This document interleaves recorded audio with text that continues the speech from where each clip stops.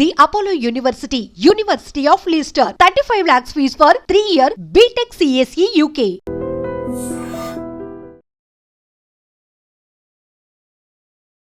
అందరికీ నమస్కారం. మన ఆయుర్వేదం ప్రోగ్రామ్కి అందరికీ స్వాగతం. షుగర్ మహమ్మారి మన భారతదేశాన్ని డేంజరస్ జోన్లో పడేస్తుంది అనడంలో అతిశయోక్తి లేదు. చిన్న పెద్ద అనే తేడా లేకుండా అందరూ షుగర్ బారిన పడుతున్నారు. అయితే అందులో కొంతమంది స్వతహాగా అంటే మన ఫుడ్ హ్యాబిట్స్ వల్ల షుగర్ బారిన పడుతున్నారు. గోధుమ పిండి, మైదా ఇంకా రిలేటెడ్ షుగర్ కంటెంట్ ఎక్కువగా తీసుకోవడం వల్ల చాలా చిన్న ఏజ్లోనే షుగర్ వస్తుంది. గోధుమ పిండి అన్నప్పుడు చాలామంది చపాతీలు తింటూ ఉంటారు కదా. సో చపాతీలు తిన్నప్పుడు లేదా రిలేటెడ్ మైదాతో తిన్నప్పుడు కూడా షుగర్ వచ్చే అవకాశాలు ఉంటాయా? వీటి వల్ల ఈ రీజన్స్ ఏమైనా షుగర్ రావడానికి కారణమవుతాయా తెలుసుకుందాం. ప్రస్తుతం అంతా ఉన్నారు వంటింటి చిట్కాలకు కేర్ ఆఫ్ అడ్రస్ అయిన మధుసూదన్ శర్మ గారు. మాట్లాడేద్దాం. నమస్కారం అండి. నమస్తే. చాలా అంటే అపోహలు అనాలా లేకపోతే నిజాలే అనాలో తెలియదు కానీ కొన్ని ఆహారపు అలవాట్ల వల్ల, రైస్ ఎక్కువగా తినడం వల్ల, చపాతీలు ఎక్కువగా తినడం వల్ల, ఏదైనా ఎక్కువగా ఒకటే ఆహార పదార్థాలు తీసుకున్నప్పుడు షుగర్ వస్తుంది అంటారు.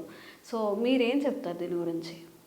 సో ఏదైనా పరిధులు పరిమితి ఎరిగి వాటి మీద అవగాహన కలిగి తీసుకోవడం మంచిదమ్మా. సో రైస్ తీసుకుంటే షుగర్ వస్తుందని చాలామందికి అవగాహన వచ్చింది, అర్థమైంది. చాలామంది చేంజ్ చేసుకుంటున్నారు. సరే, కొంతవరకు సంతోషించదగ్గ విషయము, అది మంచిదేమ్మా, ఆమోదించదగ్గ ఈ విషయం.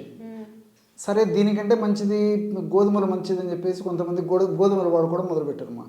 సో గోధుమలు కూడా నిజంగా పరిమితి ఎరిగి పరిధులు ఎదిగి వాడుకోగలిగితే మంచిది, కానీ మరి గోధుమలు వాడుకోవడం కూడా మంచిది కదమ్మా.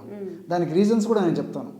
ఈ రోజుల్లో మరి చాలామంది కూడా నిత్య జీవితంలో, దైనందిన జీవితంలో ఉదయం కానీ, మధ్యాహ్నం కానీ, రాత్రి కానీ ఏదో ఒక ఆహారంలో గోధుమ పిండితో తయారు చేసినటువంటి పదార్థాలు వాడకం విపరీతంగా పెరిగిపోయిందమ్మా. మీరు రెస్టారెంట్లో కానివ్వండి, హోటల్స్లో కానివ్వండి, ఇంట్లో కానివ్వండి, సో సర్వసాధారణంగా డైలీ తీసుకునేటువంటి ఆహారంలో మాత్రం గోధుమ ఏదో ఒక రూపంలో వాడేటువంటి పరిస్థితి ఎక్కువ శాతం మందిలో ఉంది. సరే, గోధుమల గురించి మనం ఆలోచించినట్లయితే గోధుమల్లో గ్లూటెన్ అని చెప్పేసి ఒక ప్రోటీన్ ఉంటుందమ్మా. సో గ్లూటెన్, సో ఈ గ్లూటెన్ అనేటువంటి ప్రోటీన్ వల్లనే ఈ యొక్క సమస్యలు వస్తున్నాయని చెప్పేసి కూడా పరిశోధన ద్వారా నిరూపితమైంది. అంటే ఈ షుగర్ వచ్చేటువంటి పరిస్థితి ఏర్పడుతుందని చెప్పేసి. సర్వసాధారణంగా మనకి గోధుమలు, నాటు గోధుమలు అని చెప్పేసి, హైబ్రిడ్ గోధుమలు అని చెప్పేసి 2 రకాలుగా దొరుకుతాయమ్మా. నాటు గోధుమలు అయితే 100 గ్రాముల గోధుమల్లో 5% ఈ యొక్క గ్లూటెన్ ఉంటే, ఈ హైబ్రిడ్ గోధుమల్లో 12 నుంచి 14% ఈ గ్లూటెన్ ఉంటుందమ్మా. సో హైబ్రిడ్ గోధుమల్లో మరీ ఎక్కువగా ఉంటుందమ్మా. సో నాటు గోధుమలు అందరికీ దొరకవు, అందుబాటులో ఉండవు. తప్పని పరిస్థితుల్లో మరి హైబ్రిడ్ గోధుమలు వాడుతున్నాము. హైబ్రిడ్ గోధుమలతో తయారు చేసినటువంటి గోధుమ పిండి, గోధుమ అనుకూత ఆహార పదార్థాలు, వంటకాలు తయారు చేసుకొని వాడుకుంటున్నాము. సో దీనివల్ల గ్లూటెన్ కంటెంట్ బాడీలోకి ఎక్కువ పోతుంది. సో చాలామంది ఏం చేస్తారంటే, సరే నాకు గోధుమలో గ్లూటెన్ కంటెంట్ ఉంది అని చెప్పేసి విన్నాం కదా, చదివాం కదా, తెలుసుకున్నాం కదా, సో గోధుమ పిండిని మానేస్తే సరిపోతుంది చెప్పేసి పప్పులో కాలేసినట్లు వీళ్ళు మైదా పిండి వాడడం ఎక్కువైపోయింది. సో ఈ మైదా పిండిలో కూడా 24% ఈ గ్లూటెన్ ఉంటుందమ్మా. సో గోధుమలోనే మనం పర్సెంటేజ్ ఒక రకం అనుకుంటే, మైదా పిండిలో 24% ఈ యొక్క గ్లూటెన్ ఉంటుంది. సో మైదా పిండి అనేసరికి మీరు చాలామందికి ఐడియా ఉంటుందమ్మా.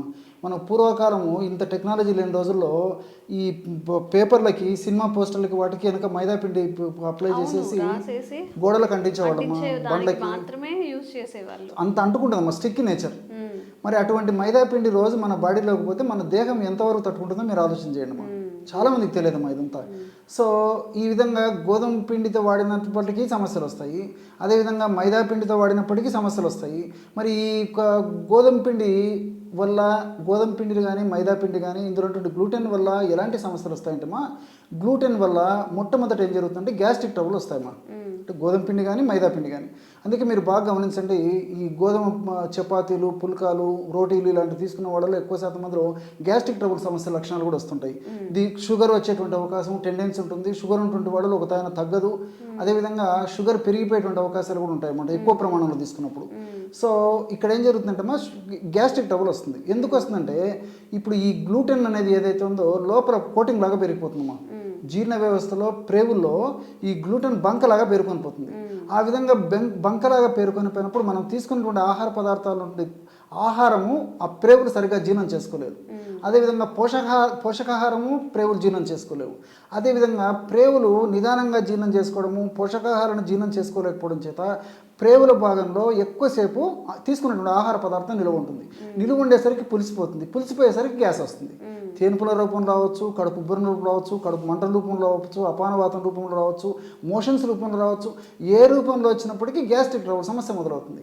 సో ఈ నాణ్యంలో కోణానికి ఒక కోణం అయితే ఇది, మరొక కోణంలో ఏంటంటే ఇటువంటి ఆహార పదార్థాలు తీసుకోవడం వల్ల మనకు మంచి చేసేటువంటి, దేహానికి ఉపయోగపడేటువంటి, దేహానికి రక్షించేటువంటి ఈ మంచి బ్యాక్టీరియా అంతా నాశనం అయిపోతుందమ్మా. సో మంచి బ్యాక్టీరియా నాశనం అయిపోయేసరికి పక్కనే ఉన్నానంటూ చెడు బ్యాక్టీరియా డామినేషన్ అయిపోతుంది.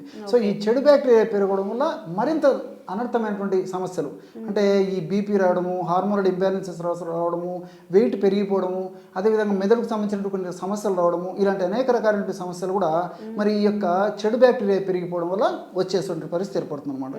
ఇది ఒకటి. రెండవది, గ్లూటెన్ యొక్క గుణం ఏంటంటే మనకు జీర్ణ వ్యవస్థకు దగ్గరలో పొట్ట భాగంలో ప్యాంక్రియాజ్ అనేటువంటి గ్రంథి ఉంటుందమ్మా. ఆ ప్యాంక్రియాజ్ అనే గ్రంథిలో కొన్ని రకాల సెల్స్, ఐలెట్ ఆఫ్ లాంగర్హెన్స్ అని చెప్పేసి కొన్ని కణాలు ఉంటాయి. ఆ కణాలే ఇన్సులిన్ ఉత్పత్తి చేస్తాయి. మన దేహంలో మెటబాలిజం జరగాలన్నా, మరి మంచి శక్తి రావాలన్నా ఖచ్చితంగా ఇన్సులిన్ యొక్క పాత్ర ఎంతో అవసరం అనమాట. సో ఇక్కడ ఏం జరుగుతుందంటే ఇన్సులిన్ ప్రొడక్షన్ తగ్గిపోతుంది. మనం తీసుకునే ఆహార పదార్థాలు, ముఖ్యంగా పిండి పదార్థాలు జీర్ణం కావాలంటే ఇన్సులిన్ అవసరం. సో ఇన్సులిన్ ఉత్పత్తి తగ్గిపోతుంది. ఎప్పుడైతే ఇన్సులిన్ ఉత్పత్తి తగ్గిపోతుందో మనం కొద్దిగా ఆహారం తీసుకున్నప్పటికీ అది చక్కెరగా మారి బ్లడ్లో చాలాసేపు ఉండేటువంటి పరిస్థితి ఏర్పడుతుంది. దానివల్ల షుగర్స్ పెరిగిపోయేటువంటి పరిస్థితి ఏర్పడుతుందమ్మా. ఇలా వివిధ రకాలైన కారణాల వల్ల గోధుమ పిండిలో ఉన్నటువంటి కానీ, మైదా పిండిలో ఉన్నటువంటి కానీ ఈ గ్లూటెన్ వల్ల ఇలాంటి సమస్యలన్నీ కలుగుతున్నాయి. అంటే గ్యాస్ట్రిక్ ట్రబుల్ సమస్య నుంచి మరి షుగర్ సమస్య వరకు కూడా కలుగుతున్నాయి. వచ్చిన సమస్యలు కూడా మరీ పెరిగిపోతున్నాయమ్మా. మరి చాలామంది ఇంకొక విధంగా ఆలోచన చేస్తారు, మరి ఇన్ని సమస్యలు డాక్టర్ గారు చెప్తున్నారు, దీనికి పరిష్కారం కూడా ఏదైనా ఉంటుంది కదా అని చెప్పేసి. సో మనసు ఉంటే మార్గం ఉంది. మరి ఆలోచన విధానం మనం సక్రమంగా సరి చేసుకొని అవగాహన కలిగి ఉంటే వీటిని మనం సక్రమంగా వినియోగించుకున్నట్లయితే ఆ గ్లూటెన్ మనం ఏమి చేయకుండా కూడా చేసుకోవచ్చమ్మా.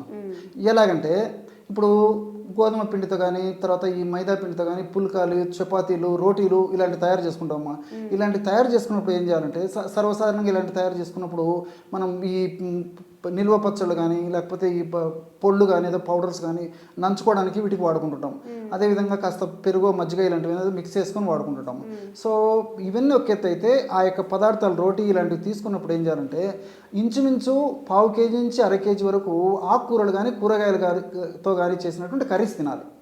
సో ఎప్పుడైతే ఆకుకూరలతో లేదా కూరగాయలతో చేసినటువంటి కర్రీస్ మనం తింటామో ఈ పుల్కాలు, చపాతీలు, రోటీలు ఉన్నటువంటి గ్లూటెన్ ఏదైతే ఉందో పేగులకు అంటుకోకుండా ఆ ఆకుకూరలు, కూరగాయలు ఉంటే ఫైబర్ యొక్క ప్రభావం చేత బయటికి తోసుకొని వచ్చేస్తుందమ్మా.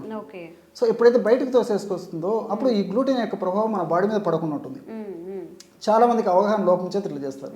రెండవ ప్రత్యామ్నాయం ఏంటంటే సో కేవలము ఈ యొక్క గోధుమ పిండినే, మైదా పిండినే కాకుండా మల్టీగ్రెయిన్ రోటీస్ కానీ, అదేవిధంగా మల్టీ మిలెట్స్లో కలుపుకోవడం కానీ, లేదా ప్రధానంగా మల్టీగ్రెయిన్స్ అనుకోండి ఇవన్నీ గ్రెయిన్స్కి సంబంధించినవి కాబట్టి. సో ఈ మల్టీగ్రెయిన్ పిండిలో ఇది కలుపుకొని తీసుకోవచ్చు. ఉదాహరణకి 1 కిలో గోధుమలు తీసుకున్నాం అనుకోండి, 1/2 కిలో రాగులు, అదేవిధంగా ఒక 100 గ్రామ్స్ సోయా అన్నీ కలిపేసి మిషన్లో పట్టించేసి దాంతో పౌడర్ చేసుకొని పిండి రూపంలో తయారు చేసుకొని పుల్కాలు, చపాతీలు, రోటీలు లాంటివి తయారు చేసుకొని వాడుకోవడం వల్ల కూడా ఎలాంటి ఇబ్బంది ఉండదమ్మా. అందుకే నేను ఇంతకుముందే చెప్పాను, మనసు ఉంటే మార్గం ఉందని చెప్పేసి. చాలామంది అవగాహన లోపంతోనే ఇలాంటి సమస్యలు ఎదుర్కొంటున్నారు. సరే, ఇవన్నీ ఒక ఎత్తు. కొంతమందికి అసలు గ్లూటెన్ అంటే పడకపోయేటువంటి పరిస్థితి ఉంటుంది. ఇంకొంతమందికి మరి ఈ గోధుమల్లో, మైదా పిండిలో గ్లూటెన్ కొద్ది శాతం వాడినప్పటికీ ఇబ్బంది అయ్యేటువంటి పరిస్థితి కొంతమందికి ఉంటుందమ్మా. ఈ నేపథ్యంలో ప్రపంచవ్యాప్తంగా వివిధ దేశాల్లో పరిశోధనలు జరిగి కూడా మరొక రకమైన కొత్త వీట్ గోధుమలను మార్కెట్లోకి తీసుకురావడం జరిగిందమ్మా. వీటిని బక్ వీట్ అమ్మా. సో బక్ వీట్ గోధుమలు అని చెప్పేసి మార్కెట్లో దొరుకుతున్నాయి. ఈ బక్ వీట్ గోధుమల్లో బొత్తిగా గ్లూటెన్ ఉండదమ్మా. సో దీంట్లో ఫైబర్ బాగుంటుంది, పోషకాంశాలు బాగుంటాయి, మరి శరీరానికి కావాల్సినటువంటి అన్ని న్యూట్రియంట్స్ ఇంచుమించు అన్నీ ఉంటాయి. సో అలాంటి వాళ్ళు ఎవరన్నా కావాలంటే మరి బక్వీట్ గోధుమలు కూడా మనం ఈ రీప్లేస్లో, అంటే గోధుమ పిండికి కానీ మైదా పిండికి రీప్లేస్లో బక్వీట్ గోధుమలతో పిండి కానీ, తర్వాత నూక కానీ తయారు చేసుకొని వాడుకోవచ్చమ్మా. కాబట్టి ఈ పద్ధతిలో మరి గ్లూటెన్తో ఇబ్బంది లేకుండా మరి గోధుమలు కానీ, మైదా కానీ, లేకపోతే అవి వద్దనుకుంటే నేను చెప్పినట్టు బక్వీట్ కానీ వాడుకోవడం వల్ల మరి దీనివల్ల ముఖ్యంగా ఏంటంటే ఈ బక్వీట్ గోధుమలు వాడుకోవడం వల్ల ఫ్యాటీ లివర్ రాదు, షుగర్ రాదు, అదేవిధంగా ఈ లివర్ సంబంధించినటువంటి సమస్యలు రాకుండా ఉంటాయి, కొలెస్ట్రాల్ పెరగకుండా ఉంటుంది, బరువు పెరగకుండా ఉంటారు, హార్మోన్ డిస్టర్బెన్సెస్ రాకుండా ఉంటాయి, మల్టిపుల్ బెనిఫిట్స్ కూడా ఈ బక్వీట్ వల్ల కలుగుతాయమ్మా. సో కొంచెం రేట్ ఎక్కువైనప్పటికీ వాడుకోగలిగినటువంటి వాళ్ళైతే బక్వీట్ వాడుకోవడం మంచిది. లేని పక్షంలో నేను చెప్పినట్లు మరి గోధుమ పిండి కానీ తర్వాత ఈ యొక్క మైదా పిండి కానీ ఆల్టర్నేషన్ పద్ధతిలో నేను చెప్పినట్లు వాడుకోవడం వల్ల ఎలాంటి ఇబ్బంది ఉండదమ్మా. ఓకే, సో ఇది కంప్లీట్గా ఎందుకు మనం తినకూడదు, ఏవి తినాలి అని అవేర్నెస్ అనమాట. ఇంకా ఏమైనా డౌట్స్ ఉంటే కామెంట్ చేయండి. షుగర్ రిలేటెడ్ ఎలాంటి డౌట్స్ ఉన్నా కానీ మేము క్లారిఫై చేసే ప్రయత్నం చేస్తాం. థ్యాంక్ యూ అండి. నమస్తే. Sir, one life lesson what medicine has taught you. Whatever you can do without expecting. But I really believe మన పాజిటివ్ యాటిట్యూడ్ ఉంటేనే మనం ఏదైనా సాధించగలం. గట్ని మనం కరెక్ట్గా డీల్ చేసినట్లయితే అది మనకి పాజిటివ్ హార్మోన్స్ని రిలీజ్ చేస్తుంది. షుగర్ వచ్చిన వాళ్ళ పరిస్థితి ఏంటి? పొట్ట దగ్గర పెరిగితే దాన్ని ఆండ్రాయిడ్ అంటారు, ఆండ్రాయిడ్ ఫోన్ కదా. అసలు థాట్స్ ఎందుకు వస్తాయి? బ్రెయిన్ డెడ్ అంటే దానికి ప్రపంచం అంతా కూడా కొన్ని నిర్దిష్టమైనటువంటి లక్షణాలు ఉన్నాయి. మానసికంగా ధైర్యంగా ఉంటే క్యాన్సర్ జయించవచ్చు. You are a doctor for a cause sir, అంతే. వాళ్ళకి వచ్చిన ఆదాయం కాకుండా ఫ్రీ సర్వీస్ ఎంతమందికో చేస్తుంది.